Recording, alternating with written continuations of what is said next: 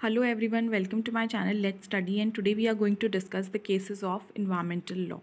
So the cases that we are going to discuss are useful for UGC NET JRF as well as CLAT PG examination. अगर आप analyse करें net examination के past year papers को, then you will realise कि जो भी case laws वहाँ पूछे जा रहे हैं इन इन्वायरमेंटल लॉ, वो most of the time they are same, पर उनका तरीका, उनका पैटर्न पूछने का वो चेंज हो जाता है. फॉर एग्जांपल, अगर कुछ वो उन्होंने दिया क्वेश्चन मैच द फॉलोइंग में, तो maybe next time they are giving the same case law, but वो एक तरीके से स्टेटमेंट फॉर्मेट में दे देंगे या फिर उसमें कमिटी पूछ लेंगे. तो let us begin with this video. First one is church of God versus KKR majestic glory welfare association. इस केस में बोला गया कि अगर आप कोई भी रिलीजियस एक्टिविटी कर रहे हैं और उसका डायरेक्ट रिजल्ट या इनडायरेक्टली उसका जो रिजल्ट है वो ऐसा है जिससे नॉइज़ पॉल्यूशन हो रहा है, तो उस नॉइज़ पॉल्यूशन को टॉलरेट नहीं किया जाएगा. सेकेंड इज़ मुरली द्वारा वर्सेज यूनियन ऑफ इंडिया. इस केस में बोला गया कि आप नॉन स्मोकर्स को कंपेल नहीं कर सकते कि वो हेल्पलेस विक्टिम्स बन जाएं एयर पॉल्यूशन की. Then MC Mehta versus union of India.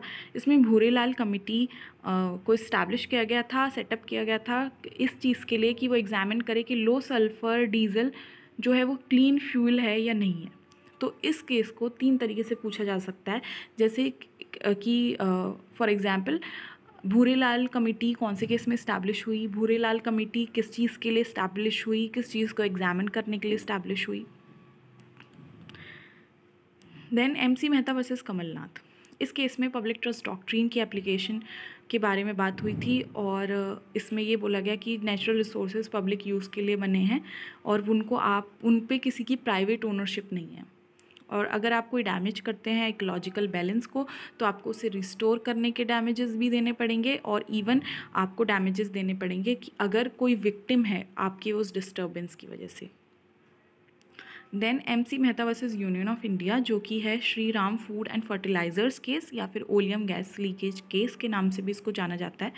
इस केस में Shri Ram food and fertilizers में ओलियम गैस का लीकेज हो गया था और इनको कंपनसेशन देना पड़ा था. देन राइलेंड्स वर्सेस फ्लेचर, जो कि स्ट्रिक्ट लाइबिलिटी की बात करता है. इस केस के अंदर स्ट्रिक्ट लाइबिलिटी इवॉल्व हुई थी. Then S Jagannath versus union of India.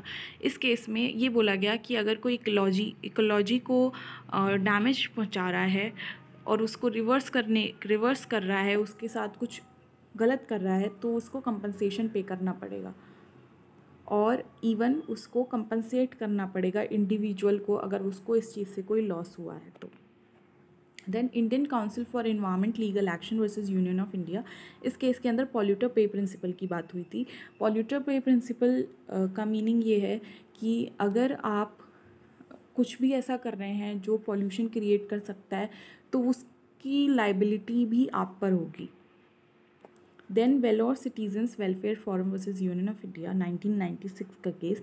इसमें प्रिकॉशनरी प्रिंसिपल का यूसेज हुआ था, और इसमें बोला गया था कि अगर कोई इंडस्ट्री या यूनिट है जो कि पॉल्यूशन कॉज कर रही है या लाइकली वो है कि वो पॉल्यूशन कॉज कर सकती है, तो उस केस में बर्डन ऑफ प्रूफ उस इंडस्ट्री पर ही होता है. Then Andhra Pradesh pollution control board versus MV Naidu 1999 का केस. इसके अंदर बोला गया कि ड्रिंकिंग वाटर का एक्सेस होना अंडर आर्टिकल 21 आता है, और प्रिकॉशनरी प्रिंसिपल का इसमें डेवलपमेंट भी हुआ. Then research foundation for science versus union of India and others. इस केस में हजार्डस वेस्ट मटेरियल की बात हुई और प्लास्टिक कैरी बैग्स को बैन किया गया. देन नर्मदा बचाओ आंदोलन वर्सेस यूनियन ऑफ इंडिया, जिसमें बात हुई सस्टेनेबल डेवलपमेंट की. सस्टेनेबल डेवलपमेंट का ये मीनिंग है कि अगर आज हम जो रिसोर्सेज को यूज़ कर रहे हैं, हमें उन्हें ऐसे यूज़ करना है कि वो आने वाली जनरेशन के लिए भी रहें और वो डिप्लीट ना हो उस टाइम तक. देन प्रिकॉशनरी प्रिंसिपल की कोई भी एप्लीकेबिलिटी नहीं है अगर बिग डैम्स को बनाने में कोई गेन या लॉस हो रहा है, क्योंकि बिग डैम्स बनाना इम्पॉर्टेंट है डेवलपमेंट के लिए और सर्टेन भी है. Then trail smelter case.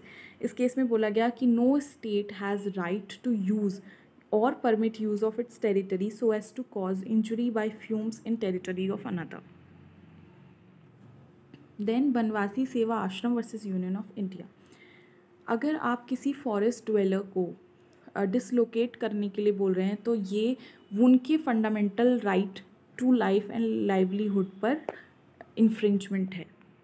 Then state of Himachal Pradesh versus Ganesh wood products, इसके अंदर इंटरजेनरेशनल इक्विटी की बात हुई एंड इवन ये बोला गया कि जो फॉरेस्ट बेस्ड इंडस्ट्रीज़ हैं उनके पास एब्सोल्यूट और अनरिस्ट्रिक्टेड राइट नहीं है कि वो अपने यूनिट्स को वहीं ऑपरेट करें जहाँ पे फॉरेस्ट रिसोर्सेज की कमी है। Then Bittu Sehgal versus union of India, इस केस में बोला गया कि जो केसेस हैं इन्वायरमेंट इश्यूज़ के वो बढ़ते जा रहे हैं और इसलिए ज़रूरत है कि इन्वायरमेंट कोर्ट्स को रीजनल बेसिस पे सेटअप किया जाए। Then municipal council of Ratlam versus Vardichand, जिसमें जज थे justice V R Krishnan Nair. He stated that where directive policy have found statutory explanation in do's and don'ts, the court will not sit idle and allow government to become statutory mockery of environment protection. Then rural litigation and entitlement केंद्र Dehradun versus state of Uttar Pradesh 1988, इसको Doon valley case के नाम से भी जानते हैं and this has been asked in the examination. Secondly, ये first environmental PIL थी इंडिया में।